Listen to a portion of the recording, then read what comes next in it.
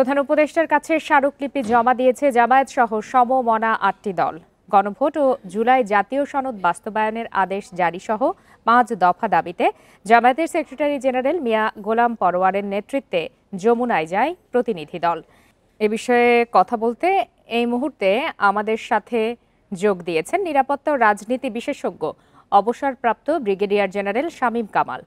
জনাব শামীম কামাল, আপনাকে স্বাগত জানাচ্ছি ইন্ডিপেন্ডেন্ট টেলিভিশনে। আপনার কাছে প্রথমে একটু জানতে চাই যে গণভোটের তারিখ দ্রুত ঘোষণার দাবিতে আন্দোলন করছে জামায়াত সহ ৮টি দল এবং তারা কিছুক্ষণ আগে একটি স্মারকলিপিও জমা দিয়েছে এবং তারা যে সময়সীমা বলছে ১০ তারিখের মধ্যে সিদ্ধান্ত আসতে হবে। আজ তো ৬ তারিখ, সেক্ষেত্রে আপনার কি মনে হয় বর্তমান প্রেক্ষাপটে কি এত দ্রুত সময়ের মধ্যে এত বড় সিদ্ধান্ত নেওয়া সম্ভব? জি, আপনাকে ধন্যবাদ আমাকে সাথে নেওয়ার জন্য। সম্ভব কিনা যদি এক কথায় উত্তর দেই, সম্ভব না। আর সবচেয়ে উদ্বেগের যে বিষয়টি দেখুন, যে আমাদের গত 14 মাস ধরে নির্বাচন জাতীয় ঐক্যমত্য কমিশন 9 মাস 10 মাস ধরে এত কাজ করলেন, এত খরচ করলেন, এত মানে যতটা ওই যে বলে পর্বতের বসি প্রশ্নের মতো শেষ পর্যন্ত যে রেকমেন্ডেশনগুলো দিয়ে গেলেন, সেটাতে ঐক্য তো দূরের কথা, মানে অনৈক্যটা আরো প্রকট আকার ধারণ করলো। দ্বিতীয় বিষয়টা উদ্বেগের সাথে লক্ষ্য করলাম, রাজনৈতিক দলগুলি পরস্পর বিরোধী, এমনকি স্ববিরোধী আচরণ করছে।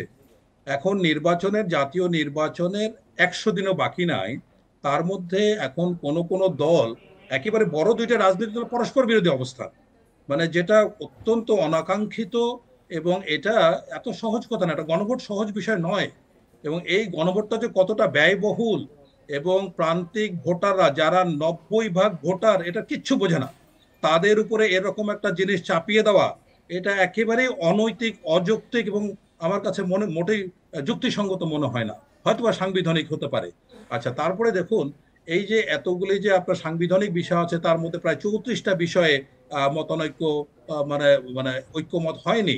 সো এইগুলি বিষয় অনেকে এখন নোট অফ ডিসেন্ট দিয়েছেন, এবং এখন শেষ পর্যন্ত আমরা জানতে পারলাম যে জাতির সাথে শত্রু, মানে বেইমানি করা হচ্ছে, নোট অফ ডিসেন্টকে সম্মান দেখানো হয় নাই। সো আমাদের মতো এরকম পরস্পর বিরোধী, এমন বৈষম্যমূলক, এমন প্রতিহিংসা পরায়ণ জাতি পৃথিবীতে দ্বিতীয়টা আছে বলে আমার জানা নাই। আমরা যদি শুধু গণভোটের কথাই আসি, এই গণভোটকে কেন্দ্র করে কিন্তু বিএনপি তো দ্বিমত পোষণ করেছে। তারা তো চাচ্ছে যে জাতীয় নির্বাচনের সাথেই গণভোট হোক। সেক্ষেত্রে এই যে বড় রাজনৈতিক দলগুলোর মধ্যে এ ধরনের মতপার্থক্য চলছে, আপনার কি মনে হয় এর ফলে জাতীয় নির্বাচন কি পিছিয়ে যেতে পারে কিনা?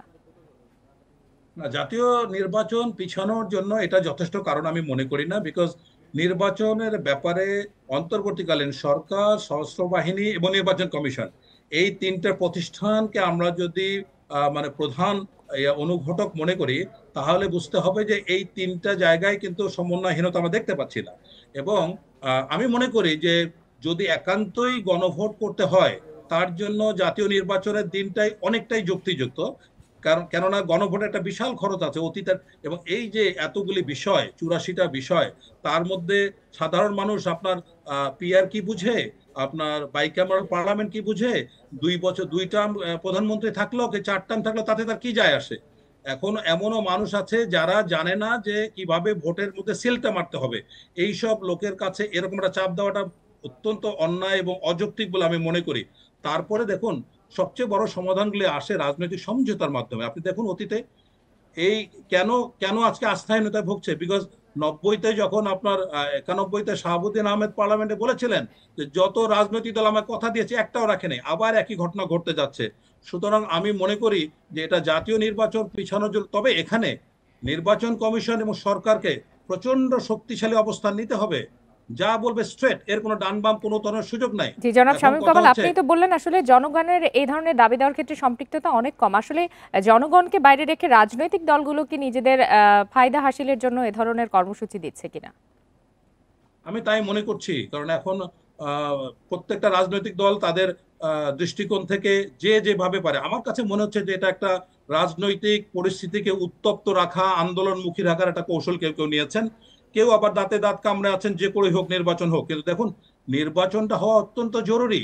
নির্বাচন যদি না হয়, আমরা খুবই অবাক হয়ে লক্ষ্য করলাম যে কদিন আগে অন্তর্বর্তীকালীন সরকারের আইন উপদেষ্টা বলছেন 7 দিন সময় দেওয়া হলো, এর মধ্যে যদি সিদ্ধান্ত না নিতে পারে তাহলে সরকার সিদ্ধান্ত নেবে।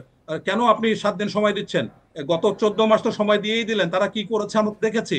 সুতরাং বাংলাদেশের রাজনৈতিক দলগুলির মধ্যে না আছে গণতান্ত্রিক চর্চা, না আছে যৌক্তিক বিবেচনাবোধ, অনেক দিক থেকে অবাধ। এখন আমরা কিছুই নাই, সেখানে আমরা এমন এমন কিছু চাহিদা করে বসছি যেটা অবান্তর। সুতরাং এখানে জি। সরকারকে অত্যন্ত শক্তিশালী, যেটা বলবো সেটা ফাইনাল। যদি নির্বাচন হতে না পারে তাহলে ন্যূনতম যে পরিস্থিতি ঘটতে যাচ্ছে সেটা হচ্ছে 111, আর সবচেয়ে খারাপ যদি পরিণত হতে পারে সেটা গৃহযুদ্ধ। এইটা যদি কেউ মেনে নিতে রাজি থাকে রাজনৈতিক দলগুলি, আমি যে জনাব শামীম মুহূর্তে কামাল, মনে একটু করি যেটা, সংক্ষেপে জানাবেন যে জুলাই সনদ বাস্তবায়নের জন্যই তো গণভোট, এটি বাস্তবায়নে আসলে কি কি পদ্ধতি নেওয়া যেতে পারে বলে আপনি মনে করেন? এটা দেখুন সবচেয়ে প্রথমে এটা তো ম্যাগনা কার্টার না, এই বিষয়টার প্রতি সবাই আন্তরিক না, জিনিসটা খুবই ক্লিয়ার। আজকে যেটা যারা এটার জন্য সাংবিধানিক ভিত্তি বা এটার নিরাপত্তা খুঁজছেন, তাদের জন্য সবচেয়ে বড় কার্যক্রম যারা যারা বাস্তবায়ন করতে পারেন যারা, সেটা হচ্ছে রাজনৈতিক দল। সামনের নির্বাচনে স্পষ্ট বোঝা যাচ্ছে যে বিএনপি এবং জামাত সংসদের 95 ভাগ আসন পেতে যাচ্ছে মিনিমাম, আমি একটা ধারণা করছি। এই দুইটা দল যদি একসাথে বলে যে আমরা তাদেরকে সাংবিধানিক ভিত্তি দিব বা আমাদের এই এই জিনিসগুলো যেটা প্রয়োজন সেটা আমরা করব, আমরা পার্লামেন্টের 270 জনের মধ্যে পাশ করা, ফাইন, এর বাইরে তার কোনো কিছু প্রয়োজন নাই। কিন্তু দেখুন এই দলগুলি মানে কোনটা দিবে কোনটা দিবে না, কোনটা প্রয়োজন কোনটা অপ্রয়োজন, এই ব্যাপারে একমত হতে পারছে না। সুতরাং আমরা অত্যন্ত দুঃখের সাথে বলতে যাচ্ছি যে 24-এর আন্দোলন রীতিমতো ব্যর্থ হয়েছে, এবং এটার থেকে এখন সবাই সবার নিরাপত্তার পিঠ বাঁচানোর জন্য কে কিভাবে করা যায় সেটাই খুঁজছে।